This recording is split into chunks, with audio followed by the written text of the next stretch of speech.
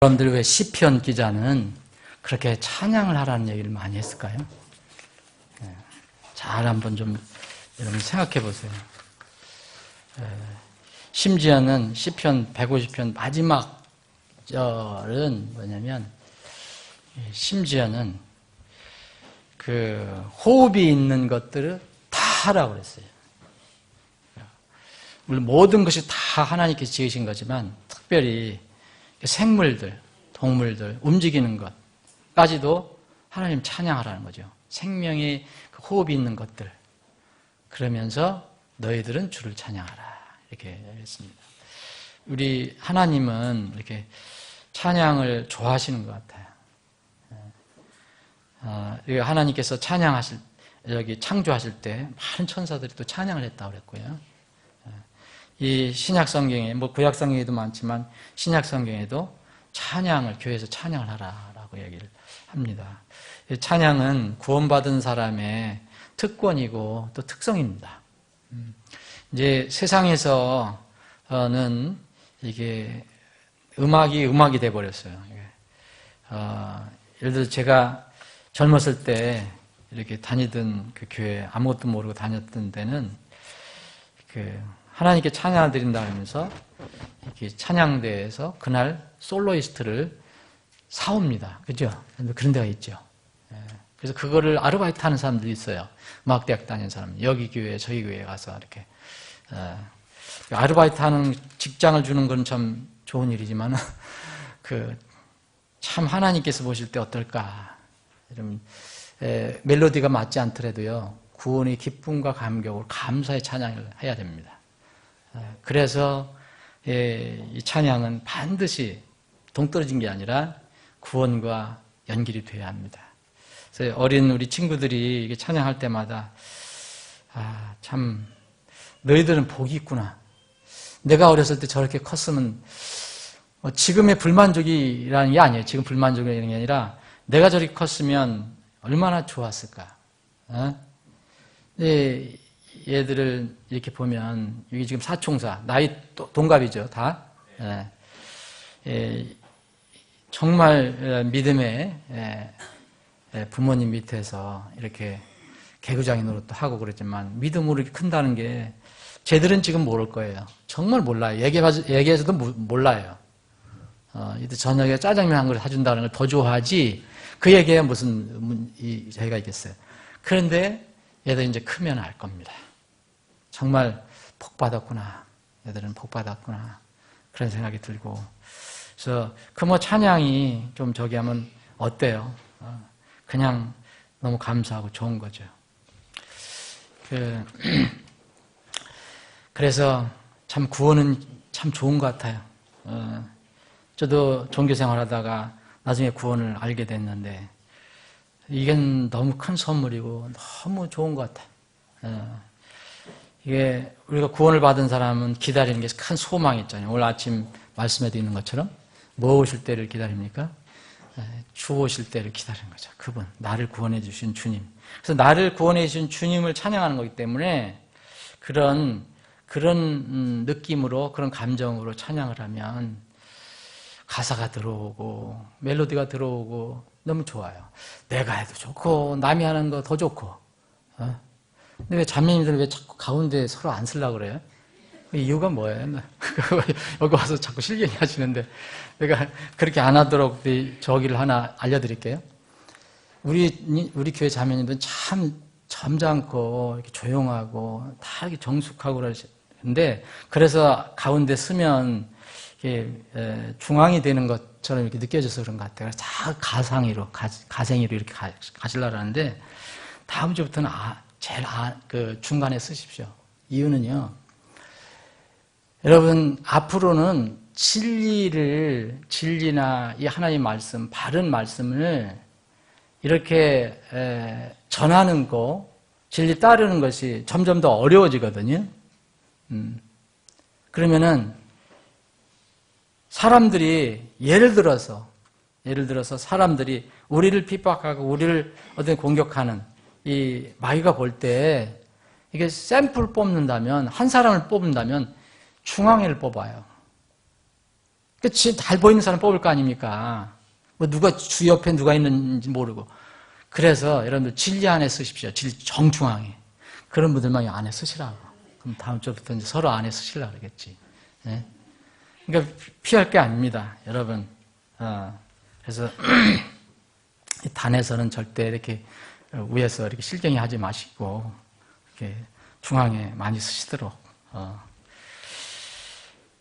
오늘 아침에 나눈 말씀을 여러분들 기억하시는지 모르겠어요. 이게 금방 이렇게 사라져버리는 그 이슬처럼 잊어버린다고 그랬잖아요. 아침에 찬양하는 것처럼 우리가 잊어버리기 쉬우니 그랬는데 여러분들이 아침에 말씀을 좀 기억하기 위해서 저도 마찬가지입니다. 그것과 조금 연결되는 말씀을 한번 살펴보기를 원합니다. 오늘 만찬이 있고요. 만찬 후에는 구원의 기쁨을 우리 주위에 알리는 그런 시간도 또 갖겠습니다. 고린도 후서, 신약성경 고린도 후서 6장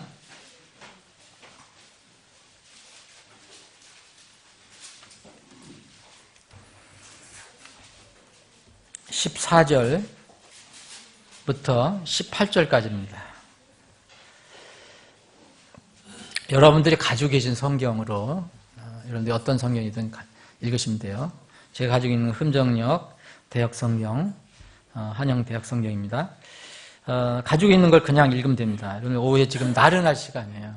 그래서 이렇게 졸음도 쫓아낼 겸 이 말씀을 마음에 새기는 그런 의미로 14절부터 18절까지 뜻을 생각하시면서 한번 읽겠습니다.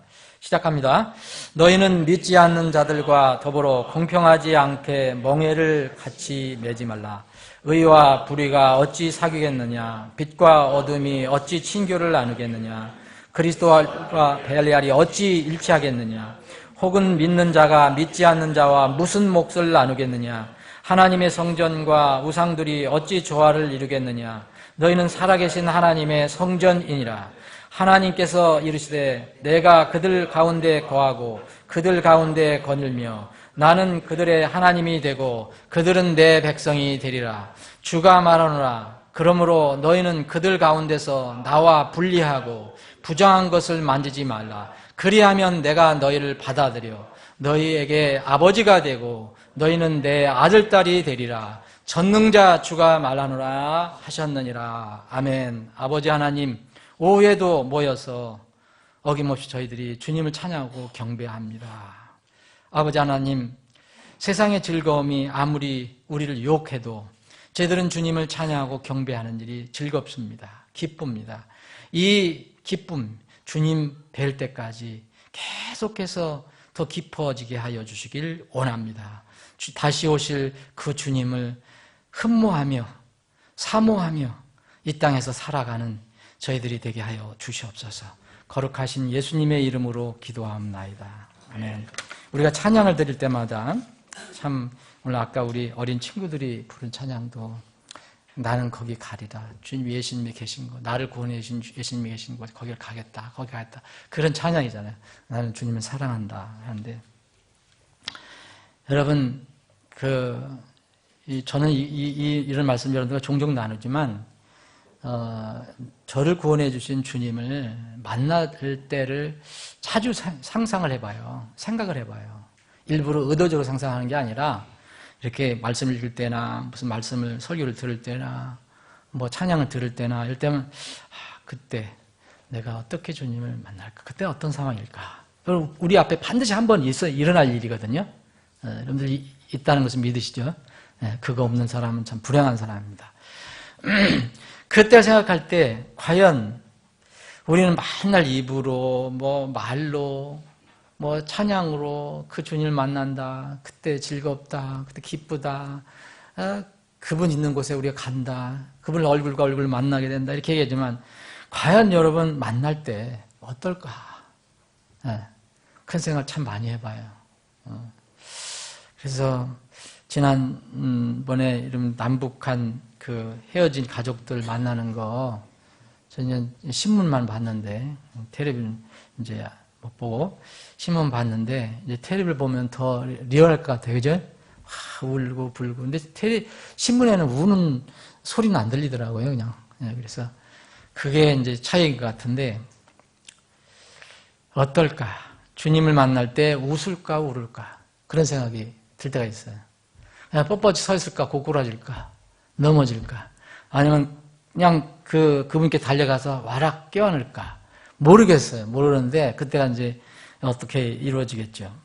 그런데 어린아이가 시장에서 어머니를 이렇게 잃어버리고, 여러분, 한날 반나절, 거의 해가 지도록 잊어버렸다가 나중에 해 기울기 전에 어머니를 만났어요. 여러분, 그때 어린아이가 엄마도 그렇고 마찬가지고 어린아이하고 어떻게 할까요? 야, 너 거기 있냐? 나 여기 있다? 이렇게 안 하잖아요. 그죠? 근데 얘기할 것 없이 그때는 서로 손살같이 가서 서로 부둥켜 안죠. 내 엄마, 내 자식. 그래서 그런 상황이 되지 않을까 하는 생각을 해봐요. 어떨지 모르겠어요.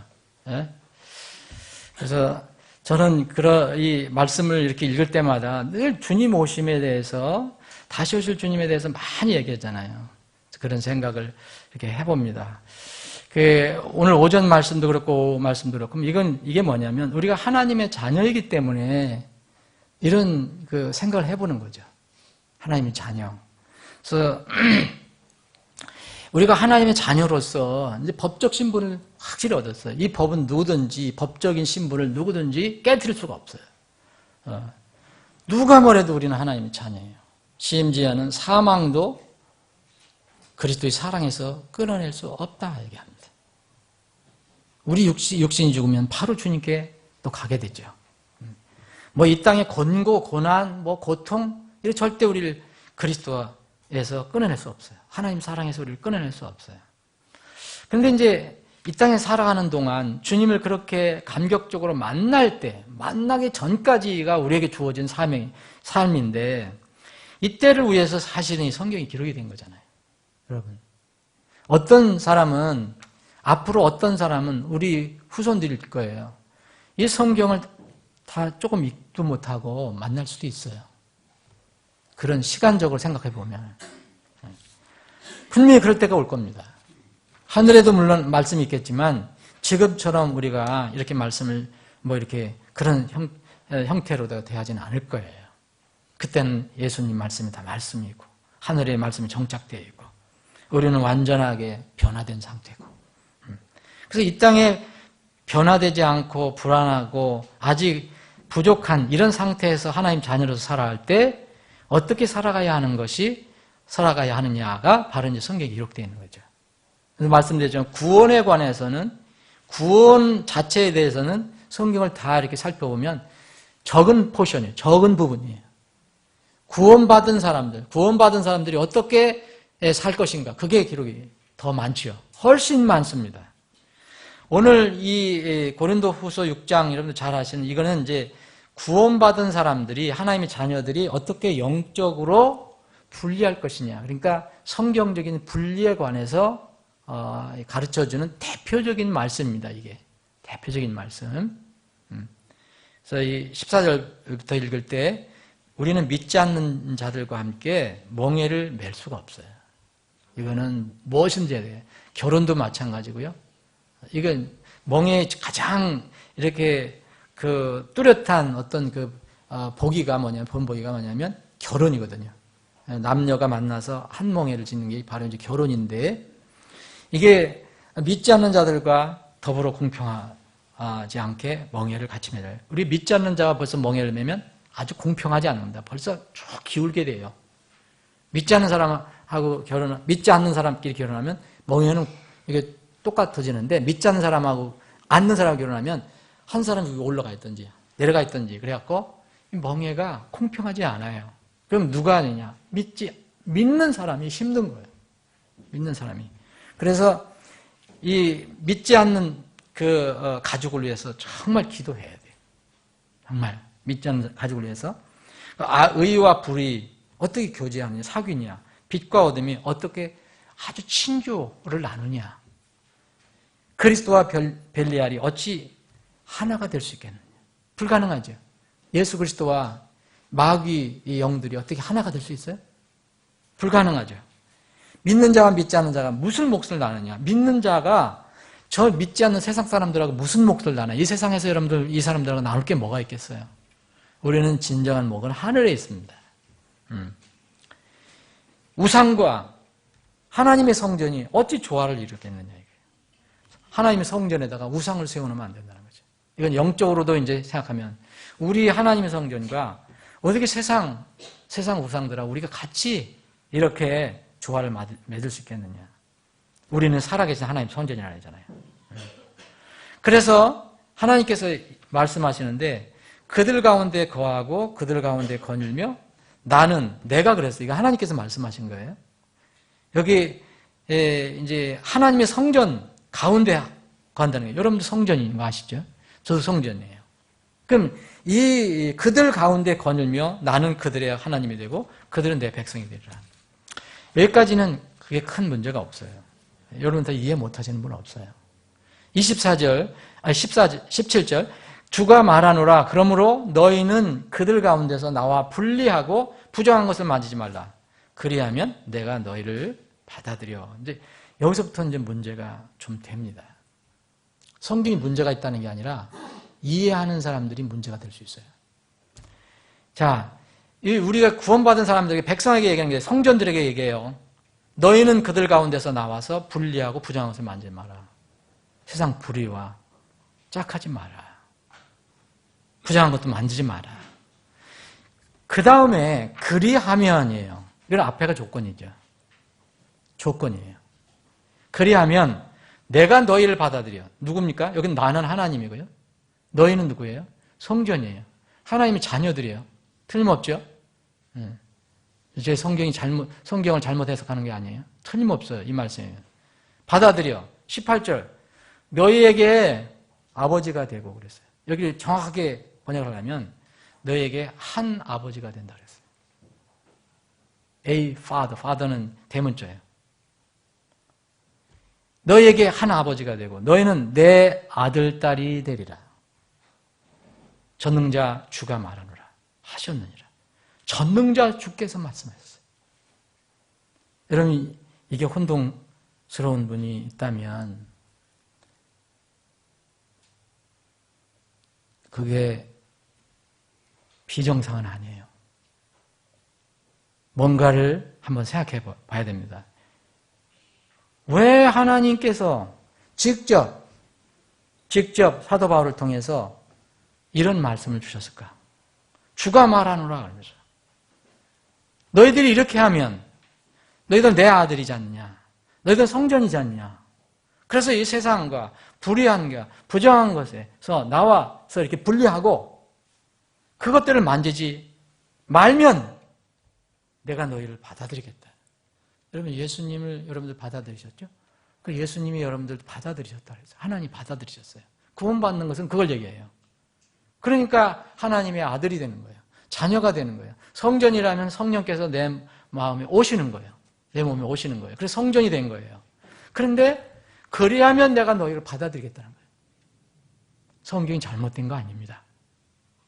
아버지 마음을 알아야 돼요. 너희에게 아버지가 되고 너희는 내 아들, 딸이 되리라. 이미 아들, 딸인데? 자녀였는데? 여러분, 이게 바로 구원받은 사람이 법적인 신분을 가지고 아들로 사는 것과 실제 아버지의 그 아들다운 삶을 사는 그런 차이를 얘기하는 겁니다. 여기 17절 이하 18절에 이게 있더라도 없더라도 이걸 우리가 못한다라도 우리 법적인 신분은 처음에 우리가 구원을 정확히 받으면 안 변해요. 변할 수가 없는 거예요. 그거는 하나님께서 주신 선물이니까. 그런데 여전히 성경은 또 이렇게 얘기해요. 아들, 딸이 또 된다는 거예요. 나는 또 너에게 아버지가 된대. 하나 아버지가 된다는 거예요. 그리하면 내가 너를 또 받아들인다는 거예요. 마태복음 하나 더 보겠습니다. 5장 보겠습니다. 마태복음 5장.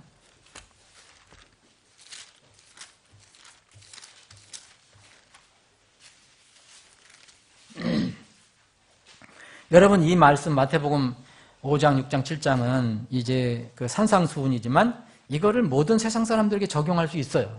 근데 이 말씀을 직접 들은 사람은 누구예요? 제자들이죠. 분명히 제자들이죠. 여러분 아시죠? 자, 그래서 5장 여기 보면 이 예수님께서 뭐라 했냐면 다 너희들 하나님의 아버지라고 부른다. 너희들은 하나님의 아들이다. 자녀들이다. 그렇게 얘기합니다. 예? 분명히.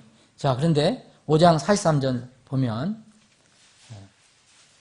그들이 말한 바 네 이웃을 사랑하고 네 원수를 미워하라 한 것을 네가 들었으나 나는 너희에게 이르노니 너희 원수들을 사랑하며 너희를 저주하는 자들을 축복하고 너희를 미워하는 자들에게 선을 행하며 악을 품고 너희를 다루며 너희를 핍박하는 자들을 위해 기도하라. 그리하면 너희가 하늘에 계신 너희 아버지의 자녀가 되리니. 여러분 이 말이 논리적으로 여러분 세상 논리는 맞아요, 안 맞아요? 안 맞죠. 보세요. 너의 아버지의 자녀가 되리라. 된다는 거예요, 앞으로. 근데 하나님의 자녀가 되리라, 하늘에 계신 하나님의 자녀가 되리라 그러면은 그건 논리적으로 맞는 거예요. 구원을 받아야 되니까. 그런데 너의 아버지의 자녀가 되리라 그랬어요. 이미 아버지예요. 아버지의 자녀가 되리라. 이거 누구한테? 제자들한테 얘기한 거예요. 그분께서는 자신의 해를 악한 자와 선한 자 위에 떠오르게 하시며 비를 의로운 자와 불의한 자 위에 내려주시느니라. 너희가 너희를 사랑하는 자들을 사랑하면 무슨 보상이 받겠느냐? 세리들도 그와 같이 하지 아니하느냐? 세리도 구원 못 받았어요. 세리들은. 또 너희가 너희 형제에만 무난하면 다른 사람들보다 더 많이 행하는 것이 무엇이냐? 세리들도 그렇게 하지 아니하느냐? 세상 사람들도 그렇게 할 수 있다는 거죠. 어떤 면을 보면. 그러므로 하늘에 계신 하나님께서 완전하신 것 같이 너희도 완전하라. 그게 아니죠. 하늘에 계신 누구? 너희 아버지께서 완전하신 것 같이 너희도 완전하라. 여러분 물론 우리가 하나님처럼 완전해질 수는 없는 거예요. 그분의 성품대로 거룩해질 수는 없어요. 그런데 하나님은 여전히 이렇게 명령을 하세요. 그분을 따라가라. 그분을 닮아가라. 그분의 말씀을 따라가라. 그 말씀이에요. 이것을 바로 하늘에 계신 하나님이 아버지가 된 사람들에게 주신 말씀이에요. 세상 사람들에게 준 말씀이 아니에요. 적용은 할 수 있어요. 세상 사람들에게. 이거 계속해서 내 아버지, 6장에도 보면 내 아버지 너희들은 이렇게 기도하라. 너희 아버지께 구하기 전에 내 아버지께 기도하라. 내 아버지께 드러나게 갚아주시리라. 아버지가 된 사람들한테. 자녀인데. 그런데 그 자녀들에게 그 아버지가 뭐라냐면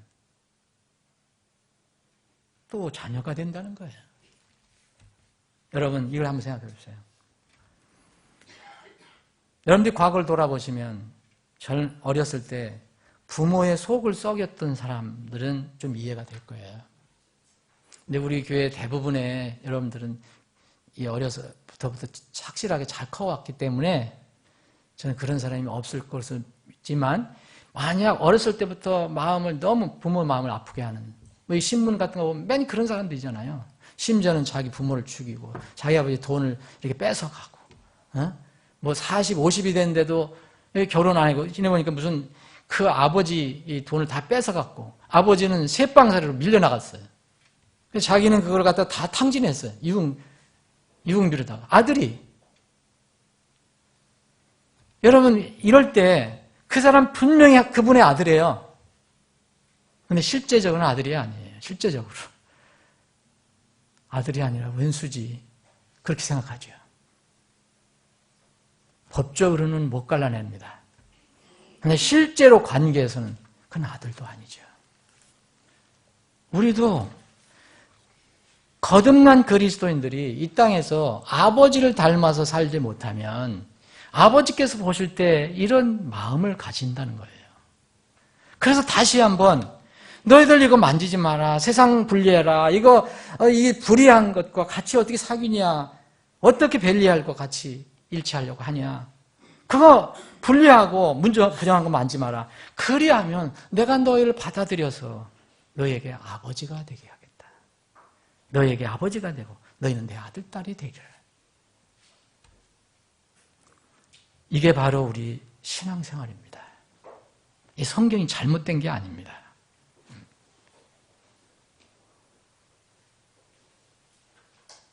로마서 이렇게 8장에 보면 14절에 보면 하나님의 영에 의해 인도받는 자들은 다 하나님의 아들이니 그랬어요. 여러분 하나님의 영에 의해서 이건 뭐냐면 하나님의 영이 들어와야 되는 거예요. 구원받은 하나님의 영이 들어오잖아요. 여러분 그럼 인식할 수가 없어요. 하나님의 말씀이니까 우리가 믿는 겁니다. 그래서 성령이 오시잖아요. 그럼 성령이 오시면요. 성령에서 인도를 받아요. 이렇게 인도받는 사람은 다 하나님의 아들이에요. 그런데 인도를 받는데 거절을 하는 거예요. 거절하거나 내 마음대로 하는 거예요. 그런데 인도받는 것 자체는 성령이 계시는데 성령님 쉬시는 게 아니잖아요. 그래서 하나님의 영에 인도받는 자는 다 하나님의 아들이에요. 에베소 5장 1절에 보면 이런 말씀입니다. 그러므로 너희는 자랑스러운 자녀로서 그래요. 자녀로서 하나님을 따르는 자가 되라.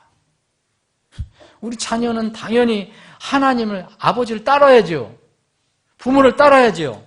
그런데 이런 성경을 줘요. 너희는 자랑스러운 자녀로서 하나님을 따르는 자가 되라.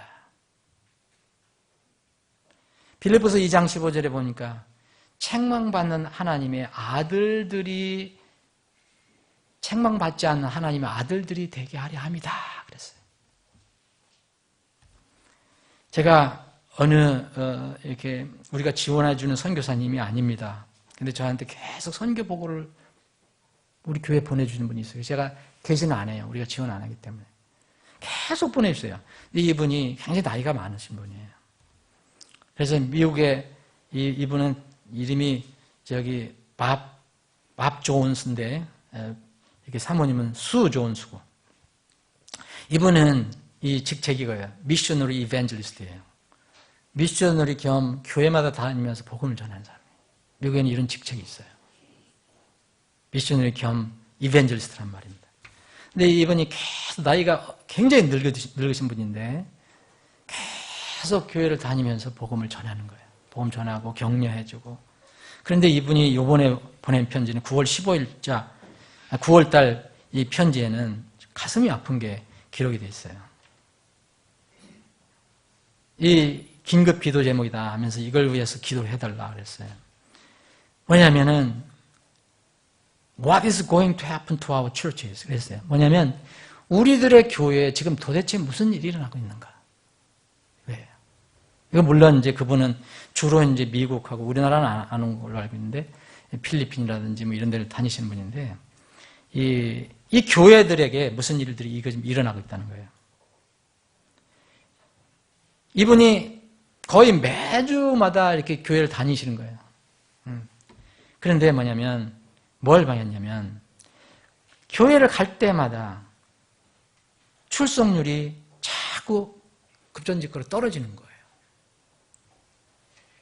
자, I have found in many of the churches that the attendance is way down from what it was 5 years ago.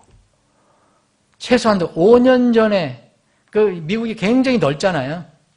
그 수년마다 다시 한번 교회에 가보면 출석률이 팍 떨어진 거예요. 근데 이런 현상이 계속되고 있는 거예요, 지금. 그리고 겨우 이제 구성원, 회원들을 보면 거의 대부분 membership consists of primarily of elderly people. 참 나이 든 분들로 멤버가 이렇게 남아있다는 거예요. 젊은이들 다 없어지고. 심지어는 아기 울음소리도 없고. 그런데 그 교회를 다닐 때마다 목사님들이 많은 목사님들이 고백하는 게 있는데 오랜 기간 동안 그들은 한 사람도 구원을 시켜본 적이 없다. 구원받는 사람을 못 봤다. 한동안 Many pastors confess they haven't had anyone saved in a long time. 그래서 우리 성경적인 교회는 뭡니까? 세례를 주지 않고 반드시 침례를 주잖아요. 이건 큰 의미가 있기 때문에.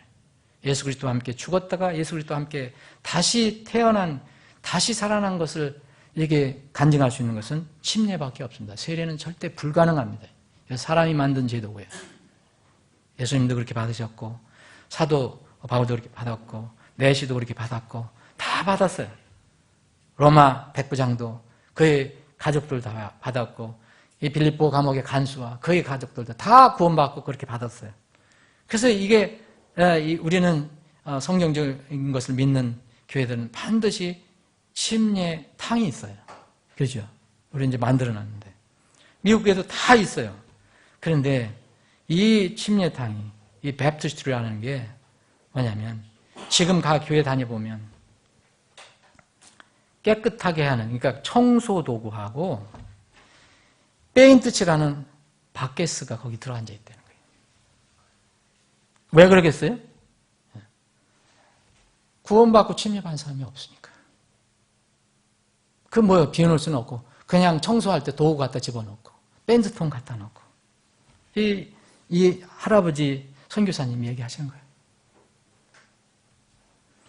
옛날 같으면은 이 부흥회도 일주일 내내 하고 그랬는데 요새는 겨우 부흥회하는 데도 없지만 우리한테 마음이 찌끔하게 하는, 뜨끔하게 하는 것도 있어요. 우리도 옛날에 부흥회 꽤 했잖아요. 1년에 2번씩 했잖아요. 그런데 지금은 그런 교회들도 주말에 하루나 그렇게 한다는 거예요. 이유를 물어보면, 목사님들 물어보면 우리는 사람을 모을 수가 없다. 왜냐하면 출석을 안 한다 이거예요. 주중에는 더 출석 안 한다 이거예요. 이게 이 시대의 흐름입니다, 여러분. 이 시대의 흐름이에요. 이게 단순히 이분이 어디 한두 개 교회 가서 얘기하는 게 아니에요. 전 흐름이라는 거예요. 이렇게 무슨 준비할 때 기도도 하지 않고, 여기 이분이 그랬어요. 미국에서 그 오두막 기도 모임, 미국에는 이렇게 땅이 넓으니까 이런 데서 모여서 하는데, 오두막 같은 데서 모여서 하고, 밤새워서 기도하는 거, 그리고 그 주위에 복음을 전도하는 거, 전도지를 돌리는 거, 이런 것이 점점 없다는 거예요. 왜냐하면, 이유였습니다. 이분 결론입니다. 이런 일이 일어나는 것은 우리 교회들, 우리들의 많은 교회들이 지금 죽어가고 있다 그랬어요. Many of our churches are dying. 그래서 이분이 이렇게 했어요.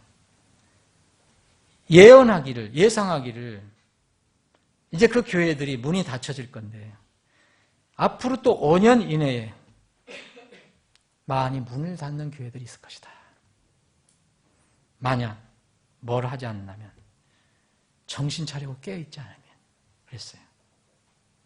Unless there is an awakening. 정말 영적 깨어있으면 없으면, 정신을 차리지 않으면. 그래서 이걸 가지고 기도해달라고 굵은 글씨로 보내왔어요. 그래서 지금 이 시대에는 정말 영적인 다시 일어남이 필요하다.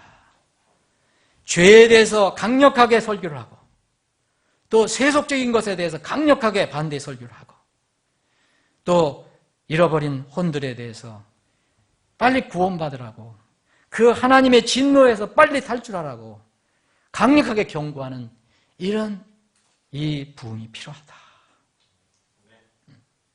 만약 우리가 이런 리바이벌을 못 가지면 우리 교회 많은 교회들이 그리고 이 땅에 이제 그 사람들이 어떻게 될 것인가?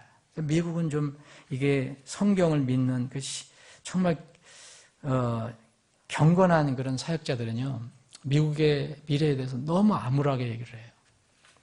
소망이 없다는 거예요.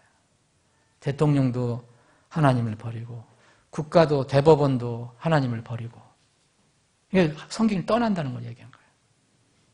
그래서 정말 이거 큰 어떤 하나의 일어남이, 깨우침이 아니면 미국 망한다는 거예요. 역사적으로도 그렇고. 우리도 정말 이게 정신을 차려야 됩니다. 정신을 차려야 되는데 뭐부터, 큰 것부터 우리가 어떻게 하겠습니까? 우리부터 시작해야죠. 남한테 부흥 얘기하면 아무 소용 없습니다. 남한테 먼저 잘하라 아무 소용 없어요. 나부터 해야 돼요. 여기 목사서부터 여러분들 성도들까지 다 해야 됩니다. 그게 뭡니까? 오늘 이 말씀입니다. 우리는 분명히 하나님의 자녀예요. 분명히 이건 뭐 우리가 공로로 되는 게 아니고 믿음과 하나님의 은혜로 되는 거니까, 하나님 선물로 되는 거니까 정말 진실한 믿음을 가졌으면 우리는 하나님의 백성이에요. 근데 여전히 하나님은 우리에게 말씀하세요. 너희는 그들 가운데 나와서 분리하고 부정한 것을 만지지 말라. 그래야면 내가 너희를 다시 받아들여서 너희에게 아버지가 되고 너희는 내 아들, 딸이 된다. 정말 아들다운 아들이 되자. 딸다운 딸들이 되자. 정말 교회다운 교회가 되자. 예수 믿는다면 예수 믿는 사람다운, 크리스찬의 이름다운 그 합당한 기독교인이 되자. 이것이 하나님의 가르침입니다. 이것이 우리에게 향한 말씀입니다. 하나님을 로마서 8장 28절에 보면 모든 것이 합력하여 선을 이룬다고 그랬죠. 여러분 좋아하시는 구절이죠. 모든 것을 합력하여 선을 이룬다. 얼마나 좋아하셔요, 여러분들. 내가 잘해도 못해도 또 내가 혹시 죄를 지어도 그런 사람도 있어요. 어떻게 살아도 다 하나님께서 나중에 다 이런 것들을 위해서 합력해서, 물론 섭리적인 면에서는 그럴 수 있어요. 그런데 여러분 그 말씀도 절대 오해하면 안 돼요. 성경 오해하는 거 너무 많아요. 기독교에서. 거기에 뭐예요? 앞에 있는 것은 정말 가볍게 보는 거예요. 사람들이. 목적에 따라 부르심을 받은 자에게는 모든 것이 합력하여 선을 이룬다. 참 좋은 말씀이에요. 그런데 그 말이 뭐가 있냐면 우리가 알거니와 하나님을 뭐하는 자? 뭐하는 자요? 사랑하는 자. 하나님을 사랑하는 자. 우리가 알거니와 하나님을 사랑하는 자. 곧 그분의 목적에 따라 부르심을 받은 자들에게는 모든 것이 합력하여 선을 이룬다. 여러분 누구에게 이루어진다 그랬습니까? 하나님을 사랑하는 자들에게 이루어지는 거예요. 하나님을 미워하고 하나님께 불순종하고 큰 섭리로는 맞아요. 근데 로마서가 얘기하는 게 그겁니까? 로마서를 뭘 얘기합니까? 여기?